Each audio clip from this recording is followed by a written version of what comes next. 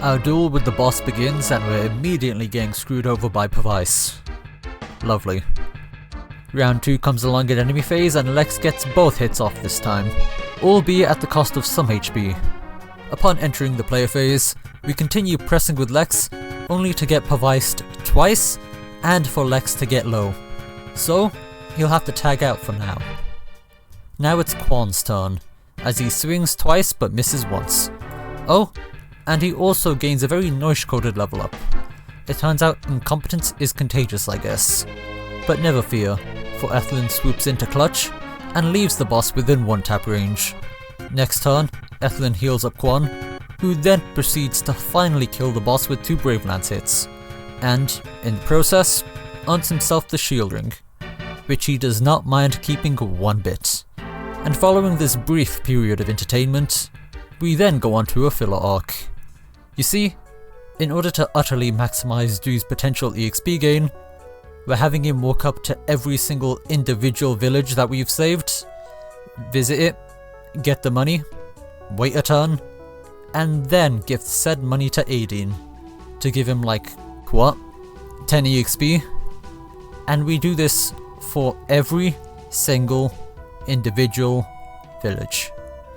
And whilst this fun side quest happens, everyone else does their arenas. The classic FE4 1RN system does some more classical rage baiting, and we spam dances on Sylvia to maximize any and all EXP gain. Noish fails his arena round, yeah, big surprise there, and our staffers get some EXP off his misfortune. It's worth noting that we can't actually promote either of our staff units, as Deirdre just can't promote, like, at all, and Latches promotes to Master Knight. And in any other situation, this would be like the greatest thing ever. But sadly for us here, the Master Knight class gives her pursuit. And so, if we want to keep Latches usable, we'll have to leave her unpromoted for the rest of the game. 15 levels in, and Noish finally gets his first point of strength. Huh. I wonder what his strength growth rate is. Wait, the flip do you mean it's a 40% growth? Noish then carries on this good luck streak as he dodges 80s from a lance armor, and then gets a lucky crit. But fear not, dear viewer. The universe remains stable as Noish proceeds to fail the very next arena round. It takes him a good while, but he eventually does manage to get lucky with a crit, and earns himself a level. And now before I tell you what he levels, let's play a game. What do you think that the trademark red strength based cavalier will get for his level? Will it be A, nothing, B, strength, C, everything except for strength, or D, HP? Well, if your answer was D, congratulations, because you're correct. This man friggin' sucks. But anyway, I continue spamming Noish in the arena for that one lucky in a billion match where he wins, and this man is doing wonders for Deirdre's EXP gain. If there was a record for most heal unit in the game, Noish might actually win first place in something for once. I put the return staff on Deirdre to help her level some, and we continue the mindless grind. I'd also like to remind you that the footage that you're seeing on screen is fast forwarded, but I had no such luxury when I was playing the game for myself. All of that repetitive grinding you're seeing on screen sped up, yeah, that was me. I did that. But the only difference is that I was doing it about 10 times slower than what you're seeing. But anyway, Deirdre reaches level 15 out of pure sheer will, and also levels up defense, a 10% growth. Nice. If only a certain blonde-haired doorknob could learn from Deirdre's example. After feeling satisfied, and having Du and Aideen return from their journey of utmost boredom, I seized the enemy castle and learnt that Arvis's dad was a sleazeball who ended up killing himself after getting cooked. Quite a random thing to lore drop when we're in the middle of taking over another country, but thanks I guess. And after that strange encounter, we can finally get back to playing the game. Chagall, despite having the most generic evil guy face, somehow manages to convince the slowest moving Pegasus Knights known to man to head towards Castle Evans. And Castle Macaulay finally brings out their army. I return the return staff back to Ethlyn, see what I did there, and Sylvia attempts to seduce a married man, but to very little success, since Sigurd already fell in love with a random homeless girl he found in a forest. The enemy comes in waves, with 2 groups from Macauley's direction and an additional force in the form of Erin's Pegasus Knights. Noish acts as the primary bait for our first group of Cavs, and I already have Luan prematurely sent home to deal with the incoming Pegasus Knights. We pull our forces a bit back to help us better combat the incoming enemy horses, and we proceed to use Sigurd's wife as bait. As we further draw out the enemy, I send Lex towards the home base to act as our goalie, and Beowulf uses the ancient wrist technique of lying, and gains Latch's 2 points of strength and 1 point in defense, that she'll never need or use in this entire playthrough. The enemy arrives and the furthermost cavalier targets Deirdre, only to be utterly annihilated by her aura. Literally. Because unless you forgot, this woman has 43 attack in a game where the average enemy is lucky to even have a singular point in resistance.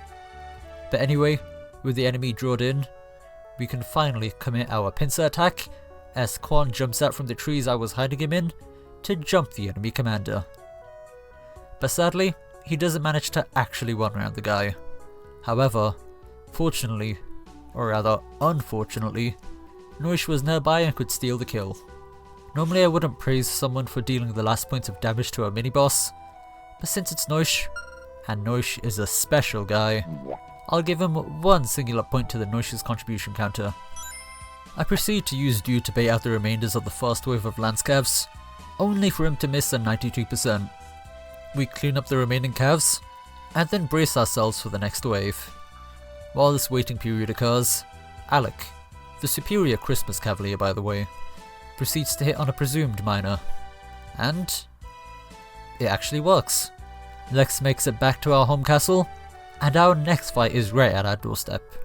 We organise a wall to hold ourselves in at Castle Nordian, and I proceed to make the same mistake I made earlier in this playthrough, as I seem to have forgotten that Latchis' knights have a thing for attempting suicide on every red-coloured man they find. So there goes our formation. God, these guys must hate traffic lights. Thankfully, it doesn't go as bad as it should have, as instead of exploiting our weakened formation, the enemy just attacks the same green guy who doesn't even reach below half HP. Yeah, I don't know why they do that. Ethlyn goes in for some chip with the light brand against the mini-boss, but she actually ends up taking the kill all by herself with a crit instead. You know that Noish is cooked as a unit when Ethlyn, the troubadour by the way, has had like 10 times the number of crit procs. The stragglers aren't as much to write home about, as Quan one-hit KOs one, and the other 2 just end up suiciding into our green guys. But one thing that is worth writing home about is our home base, as it is now currently under attack, as Luan's own countrymen decide to suicide into his Elven tome. And unluckily for them, Luan has a thing for proccing his skills at the most awkward of times. That'll be uncomfortable for him to explain when he gets back home. The next castle looks a bit tough, with how the enemy boss comes packing with a sleep staff, but considering the fact that we have a level 15 Deirdre with the silent staff, I think we'll be pretty alright. Meanwhile at our home base, we can't quite reach Erin, so Luan has to hide in some trees, and whoops, Luan proceeded to crit and kill a Pegasus Knight who landed a 9% on him. Honestly, that's a pretty reasonable crash out. Good work, Luan. And after killing 2 members of his own kingdom, Luan finally reveals himself to be none other than Silesi's, the Green Place's runaway prince. Yeah, nice going killing your own subjects, jackass. We also now have Erin, who is our first flyer, but yeah, she has pursuit, so she is now useless to us. I push our front line a bit forward as I lead off with Deirdre at the helm, and I make sure to experiment with the ballista range by leaving her within range of 1 ballista. And to my surprise, it didn't target her. And so, I push her 2 paces forwards, and I'm gonna be real with you. I might be undiagnosed, because I seem to have a talent for unintentional comedy. You see, I thought maybe that Deirdre might be safe as long as I keep her outside of the range of all 5 ballistas. You know, because the ballista didn't target her last turn. And, number 1, I didn't actually count the squares properly because I'm pretty sure she was in range of all 5. And number 2, these ballistas only seem to attack when you're in range of several of them, and not just one. So, there goes our silence staff for the boss. One thing that I find funny is that since the plot can't function if Deirdre dies in Sigurd's army, the game sort of forces her to get captured instead, and so, the enemy somehow kidnapped her by shooting her in the face with a ballista. But yeah, Deirdre is now in retirement, and there goes the unit I was staff grinding for like an hour and a half. I'm honestly not sure what I was thinking whilst playing this, because this was like the 3rd time this chapter that I've left Deirdre in lethal, but whatever. Right now, we have to figure out how the hell we're gonna reach and kill the boss, since now, our strongest magic user is out of the question. And we'll have to eat sleep staff uses until this weird looking fat guy breaks his staff. We once again push our front line towards the action, but unfortunately, I commit to my trademark of forgetting key points as I come by them, as I once again forgot that I am harbouring liabilities. I won't spoil the surprise for who said liability is, but they're green, ugly, and nobody likes them. But yeah, these liabilities head straight into enemy territory and plug in the hole separating us from the enemy, which is actually pretty useful for us. Not only that, but this one guy whose name I can't pronounce actually eats the first sleep staff use. So his sacrifice will be remembered, even if I can't remember his name. I do my best to heal this guy using Ethelyn, and then cantering away, dancing Ethelyn, and then healing him again, so he manages to stay alive for a bit longer.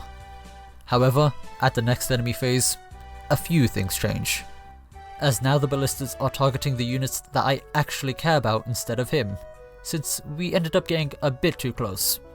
Therefore, I figured that since the ballistas are now firing at our backline, we might as well retreat a few paces. Sure, we could have held off for a bit longer if we kept healing this one green guy, but soon, he was bound to wake up and canter his way into killing all of us somehow. So I instead opted to give him a knight's greatest wish by granting him the opportunity to die in battle. Furthermore, the second greenie directly cantos into the enemy range after getting a kill, proving that I am once again justified for leaving these guys for dead. And the cherry on top, he tanks the second sleep staff use. Yeah, I wasn't getting the night ring anyway, so it's 100% over for these guys. The first greenie to get put to sleep dies to eventual chip from ballista hits, but in a sense, it's actually a mercy when you think about it. After all, he did end up dying in his sleep. But now, as a consequence of our negligence towards our fellow men, the hole is left unplugged, and the enemy is now free to advance towards our remaining units. Lachus heals up Lewin, earning herself a point of strength, which now makes her tied with Noish for points of strength gained, and Quan proceeds to act as our new leading bait. The last of Lachus's knights now bites the dust, using his body to delay the enemy advance. Even if I never liked these guys, or bothered to learn how to pronounce their names, they were still more helpful than Noish ever was, and for that, they have my gratitude. With the complete wipeout of Nordian's forces save its princess, our counter to Clement's sleep staffs locked up in a dungeon somewhere, and an enemy army mixed with pursuit and magic users, we faced our biggest hurdle yet. And how will we proceed past them?